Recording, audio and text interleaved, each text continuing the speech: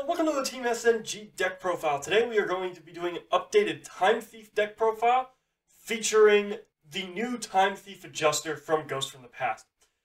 While I got your attention, I'd like to ask you guys, leave us a like, leave us a comment, leave us a subscribe, hit that bell icon so you don't miss a single notification, and make sure that you tune in May 8th at midday GMT as we're going to be starting our 24-hour live stream, which will cover all the decks that I have featured on the channel up to this date. And assuming that my packages arrive, we will also be having a couple box openings of Ancient Guardians during the live stream as well. So tune in and join us for that.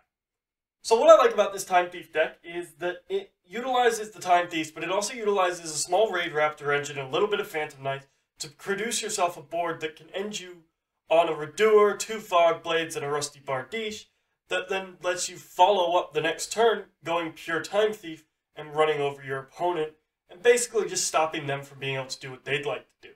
That being said, let's get into it. So starting off with our monsters, we're going to start off with our Time Thief monsters. The first monster we're going to talk about is Time Thief Regulator. Time Thief Regulator is the main playstart of the deck. You contribute this and rescue rabbit out 2 of your Time Thief monsters. And what that means is basically you just special summon 2 Time Thief monsters from your deck to the field. One of the things you're going to want to special summon with it is your Time Thief Winder. When he is normal or special summoned, he will let you search a Time Thief card from your deck to your hand, meaning that he's going to search out one of your extenders that you're going to look for. The other thing you're going to want to summon out with your Regulator is your Time Thief Adjuster. Now, this is the new monster that the deck has access to. This card's got a couple effects, one of which is it can special summon itself from your hand so long as you control a Time Thief monster.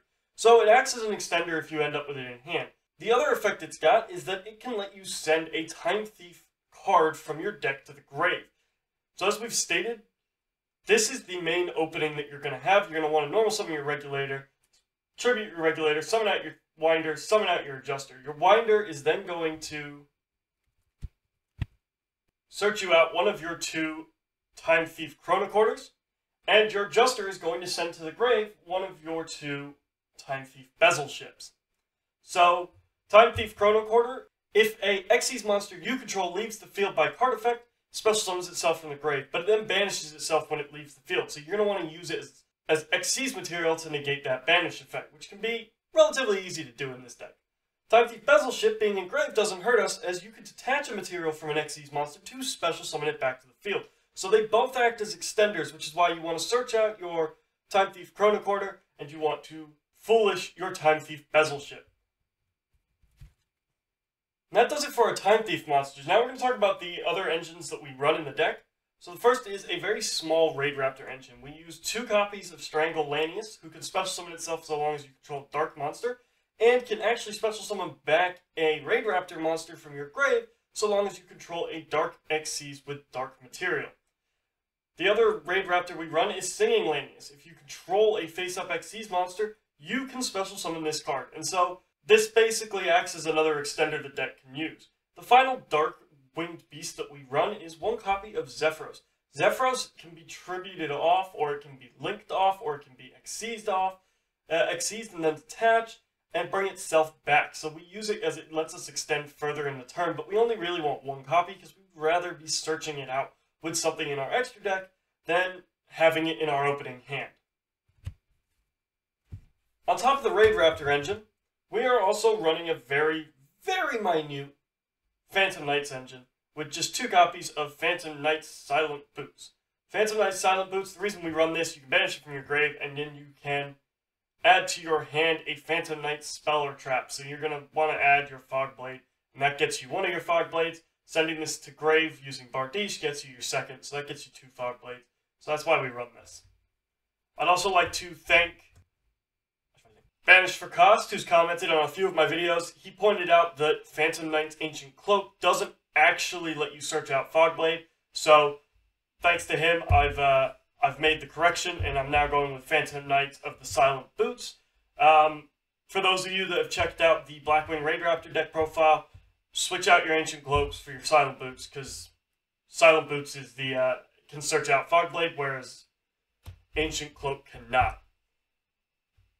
Finally, for the last couple monsters we run quite a few spells, so we can run Summoner Monk. A Summoner Monk just gives us that extra monster on board that we can utilize as Xyz material later on in the turn. So we just run 2 copies as it's an extra extender the deck has access to. That does it for our monsters. On to our spells. First spell that we run is 3 copies of Time Thief Startup. I love this card. This came out in Ignition Assault. It's really good for the deck. It can act as an extender, as it will let you special summon a Time Thief monster from your hand. The other benefit it's got, though, is when it's in the grave during your main phase, you can banish this card from your grave and target a face-up Time Thief Xyz, and you can attach Time Thief cards of 3 different types, spell, trap, and monster, directly to that Time Thief card from your graveyard. So that'll let you gain 3 effects on your Time Thief monster, which is really, really nice. The other Time Thief spell that we run is 2 copies of Time Thief Hack. Time Thief Hack is a continuous spell card that helps protect your Xyz monsters.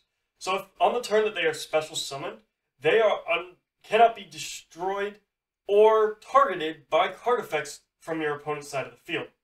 Also, you can target one of your face-up Xyz monsters, and it gains 300 attack for each material attached to it. Also, on top of all of that, if it has a material that belongs to your opponent, it can attack your opponent directly that turn. So if you end up with a big Time Thief Redoer that's got several materials from your opponent, or a couple materials from your opponent and a couple materials from you, it's going to be able to gain several hundred attack points, 300 for each material, and then just attack your opponent directly. There's another card that could utilize this, which we'll talk about when we get to the extra deck. Next, to facilitate our Phantom Knights plays, we run 2 copies of Phantom Knights Rank Up Magic Force. This card lets us facilitate our Time Thief Xyz, which sometimes are a bit lackluster, into something a little more ominous, such as our Raidraptor Ultimate Falcon, or our Arc Rebellion Xyz Dragon, which both are run in our extra deck. Finally, just another extender the deck has access to. I never see this run anywhere, and I kind of understand why, but I really like it, and I do think it helps extend the deck. Xyz Reception. If you've got a dead card in your hand, a dead monster specifically, you can target a face-up monster you control that has a level and special summon a monster with the same level from your hand. Its effects are negated, its attack and defense are made to 0. But you can then just overlay the 2 of them, and that doesn't really matter. The reason I like this card a lot is you do sometimes end up with that dead card in your hand. And so what this does is it lets you get that dead card out of your hand onto the field where it can be used. Since everything we run is level 4, this is always going to be a live card. That does it for our spells. On to our traps. So we run 3 copies of Time Thief Flyback. Time Thief Flyback is interesting. It lets you target a Time Thief Xyz monster you control and attach a Time Thief card, spell, trap, or monster from your deck to it. So that's really useful because of the fact that it lets you pick and choose which effects your Time Thief Xyz monsters have access to. The other thing is that you can banish this card from your graveyard and attach a card from your opponent's graveyard to one of your Time Thief monsters. This again can be very vital as it can take away graveyard synergy that your opponent might have. But you can only use 1 effect per turn, so you do need to be careful about which one you choose to use. Then we also run 3 copies of Time Thief Retrograde. Time Thief Retrograde is the counter trap.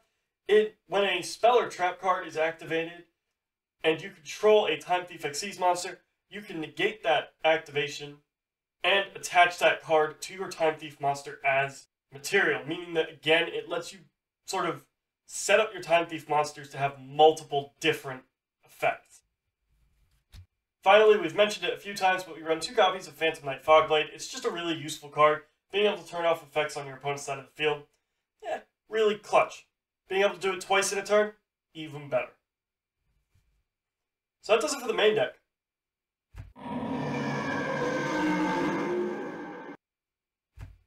On to our extra deck.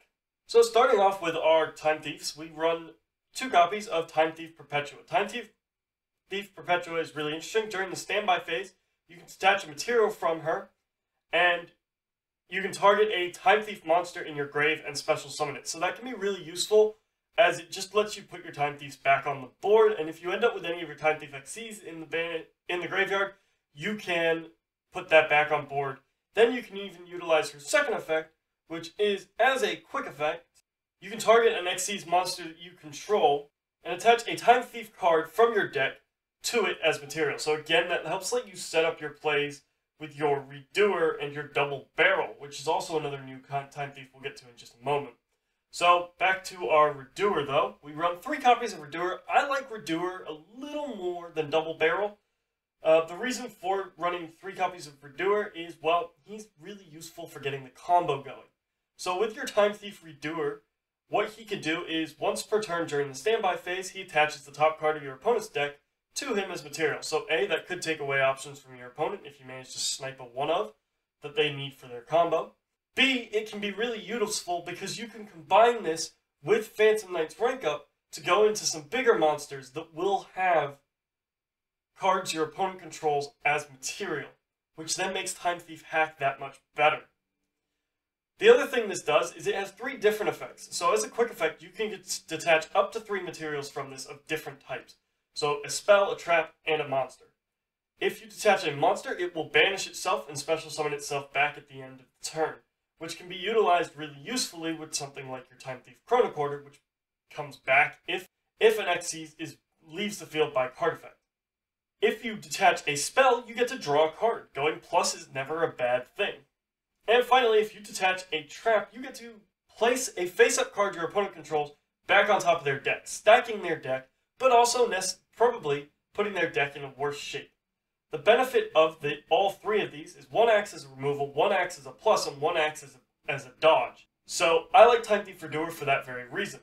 Although I've stated that I like Time Thief Redoer, Time Thief Double Barrel could arguably be the better of the 2 XC's monsters, and we do run 2 copies of it. He, much like Time Thief Redoer, gains effects based on the materials detached from it. As the problem is, his effects don't act as a quick effect, so you need to be aware that you can only use his effects on your turn.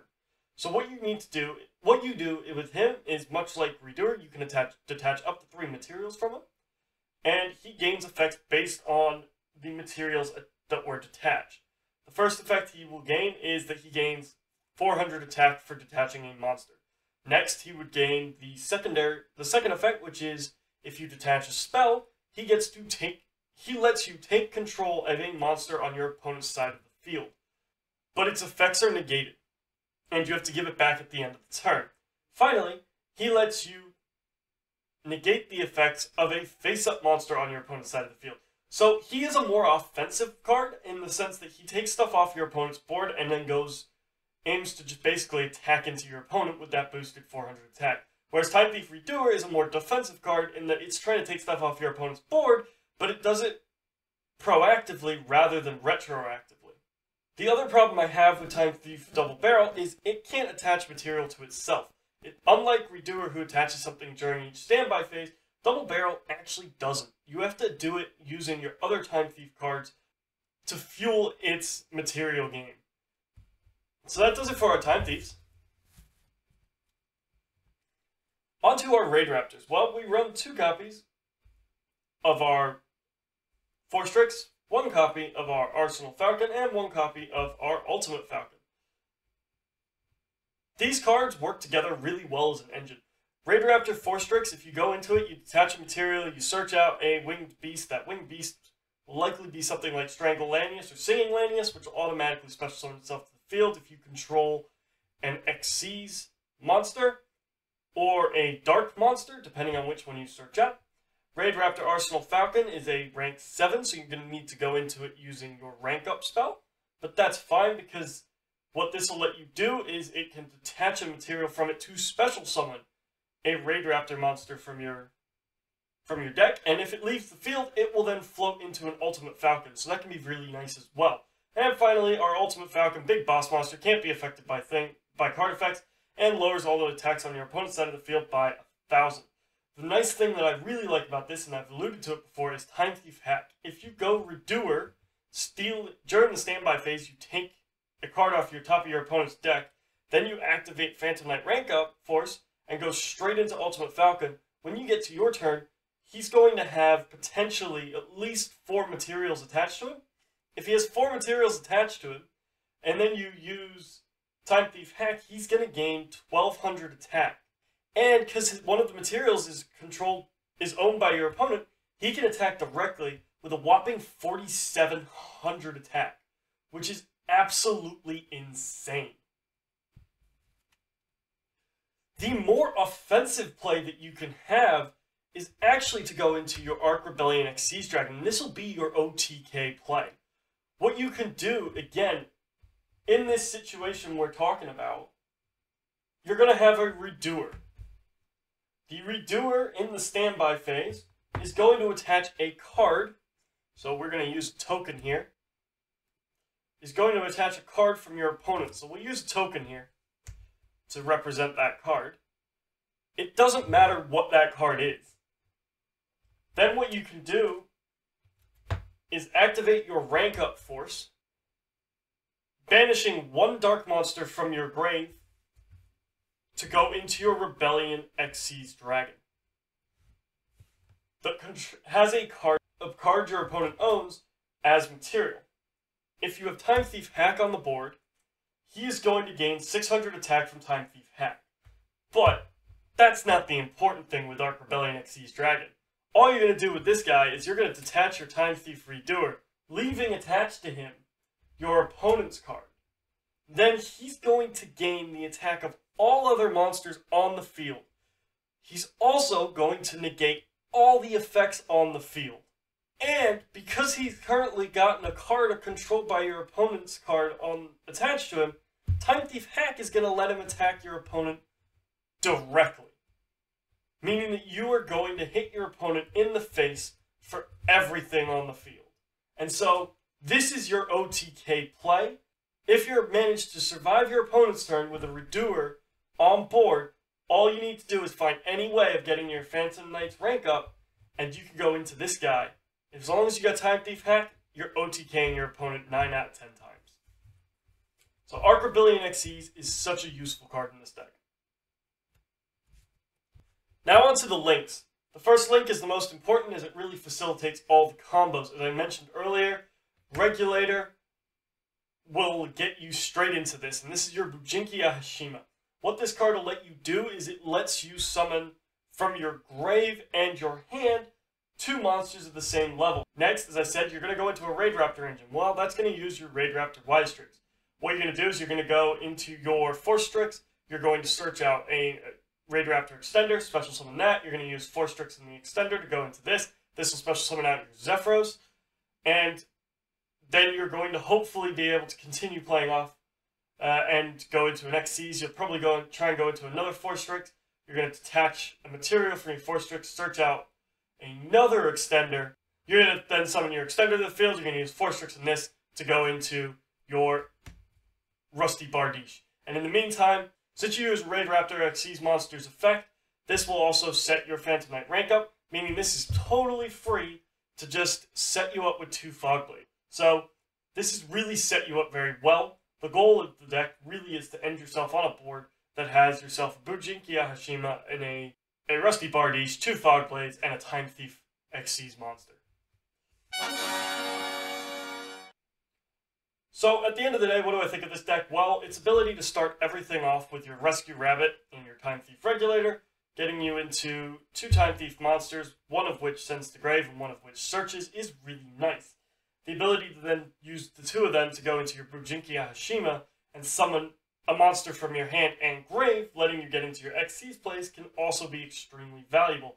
Basically, your Time Thief Regulator sets up everything. Your Chrono Quarter and your Bezel Ship are interesting extenders that the deck has access to, being able to benefit off of your monsters leaving the field by card effects, or off of detaching an excess material from your monsters. The monster you're typically going to want to go into if you're going first will be your Time Thief Redoer, as he just is such a good card for taking stuff away from your opponent, but also dodging effects and just being a problem boss monster that keeps reappearing.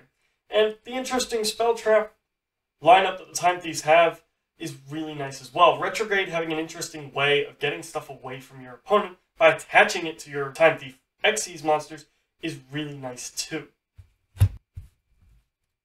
Onto the engine that really gives this deck the consistency in your Raidraptors, your Strangle Lanius, your Force Strix, your Wise Strix, which will eventually get you into your rank up magic.